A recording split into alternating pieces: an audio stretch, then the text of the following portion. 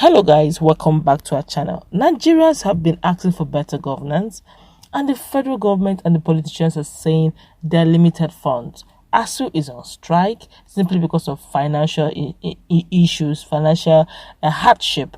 There have been several, even parastatals, federal parastatals are complaining that it may be difficult to pay their November salary and of course all the allowances that need to be paid simply because there are no monies anywhere.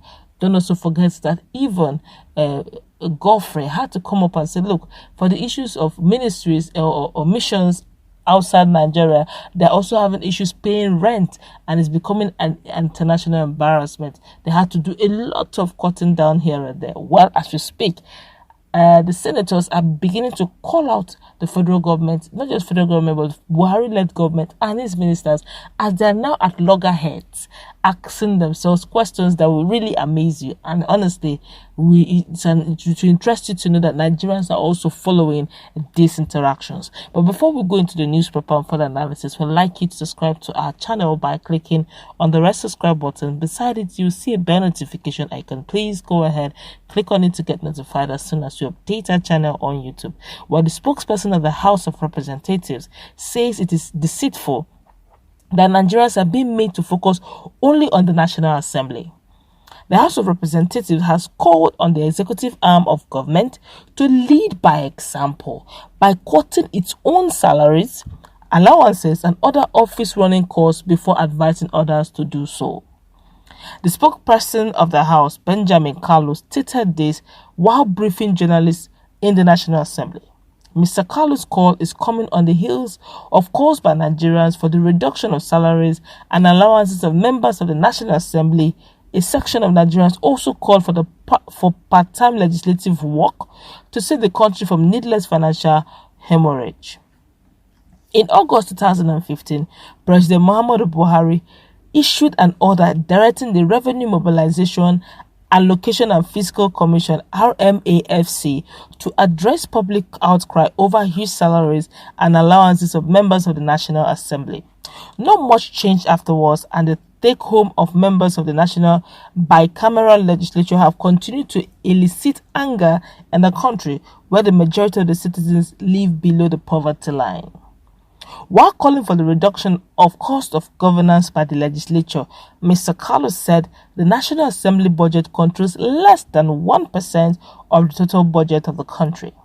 He further said that 128 billion naira National Assembly budget is not shared to the lawmakers but used to run the National Assembly and its agencies. He now said that 0.8% of that national budget for the National Assembly is not enough to run the institution. If you want to cut salaries, expenses, costs of governance start from the executive, he said. That's the truth, because the 0.8% you're talking about takes care of the Senate and the House, that's House of Representatives. People think that the money that comes to the National Assembly is divided by members of the House of Representatives and the Senate. That's a wrong narrative being sold, and that's what Nigerians believe. That's why my office is actually engaging in what's called infographics that are going to be released very soon, that will break it down once members approve it, so that you know where everything goes to.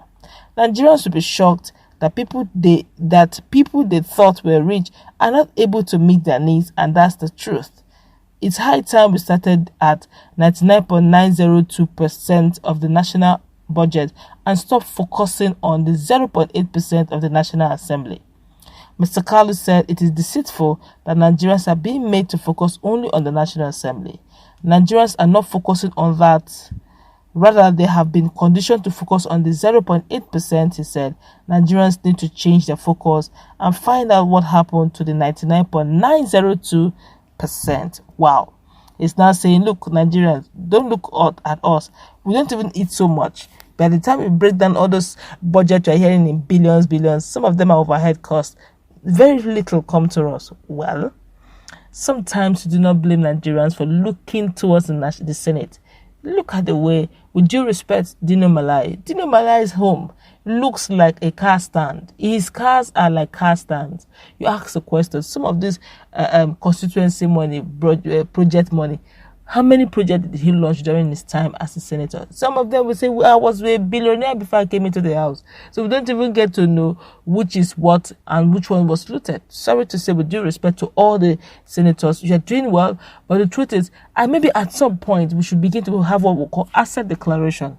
So that we begin to know when you enter the house, how much asset did you have? When you leave the house, how much asset have you acquired to yourself or to your extended family that is in line with what is within your allowances and your salaries? That way we will know that there's some degree of transparency. Of course, what Nigerians are reacting to is the poverty level is very high, and also the fact that some of our senators are living in a flashy manner that, you can imagine that a hungry and angry man and you are flashing him, good food. He has not even eaten good food probably in 2 or 3 weeks. And you're flashing him good food. And you think he won't attack you like an animal, a wounded lion? He would. And that's exactly what Nigerians are doing right now. But let's hear what Nigerians are saying generally. Then we'll come back to see the conclusion of the matter. This one here is saying, show us proof before we believe you. This one here is saying, and who said that the House of Representatives cannot blaze the trail by cutting down on their own bogus salaries, sitting and other allowances, and the monies for constituency projects which they keep on embezzling? That's another person's opinion totally. This one here is saying, don't mind the hypocrite. All of them are involved in the thievery. Let Buhari cut down his security vote. Let him also ask the country to stop his other pensions as head of state, minister, and manage the one of retired general. This one here is saying, well, these people are not making sense. How about NASS leading so the executive follows? The truth of the matter is Nigerians are tired. All they want is cutting of costs. Now you can imagine the Senate is the House of the Legislative arm is saying, why are you focusing on us? Let the executive arm lead the way. So there's so much money given to the two arms, the legislative, the executive, for running of the country. Whereas the educational sector is on standstill. Education, I'm talking about tertiary education. They've been on strike. ASU have been on strike for over 8 months now, over 7 months. This is the 8th month. I mean, people's children at home, they're at home, they're practically doing nothing. They're whiling away their time. Years are rolling by. They are idle. And you expect that if there is any form of unrest or protest, that these guys will not be engaged in it. Let's get serious. And these are the same youth that when they come out of graduate from their universities, one company somewhere will say they're looking for a 24-year-old graduate that has 8 years working experience, and they probably with masters and graduated and have gone for service, and with masters is now 26 years. You now ask the question, did he finish school as 12? Go for service, acquire masters, and have 8 years working experience and more? Let's get real. What did it take our governors to become governors? How many years of working experience they need to get to become governors or politicians as a whole? But in the smallest community, they keep demanding for God knows how long. And these are the things that's going to probably affect them in the nearest future. The grants they have given, the government have given, they call it artisan grant and the rest. There's and also some for the youth they give. There's an age bracket, not for the artisan though. I think the artisan is actually free for all. There's a particular one they give that has an age bracket. And I begin to wonder, what about those who are above those brackets? Are you saying that they shouldn't have access to it? Honestly, the way Nigeria is going, it's how we come Nigerians will begin to demand total cost. Maybe we'll begin to ask for transparency. If we truly mean well for this country, if we are called out there to serve genuinely without thinking of our selfishness, honestly, at this stage, we should begin to cut costs. Cost in governance, cut it.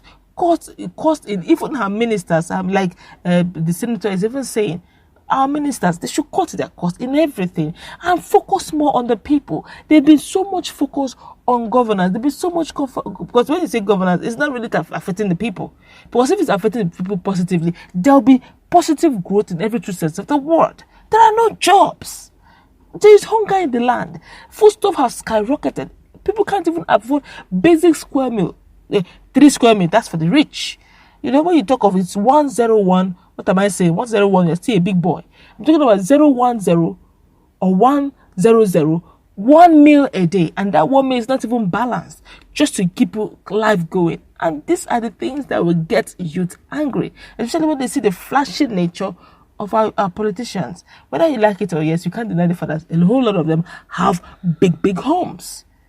Let's get practical here and stop living, stop being talking. Let's look at the situation on ground and forget theory. Practically, Nigerians are tired. They need positive change. That's what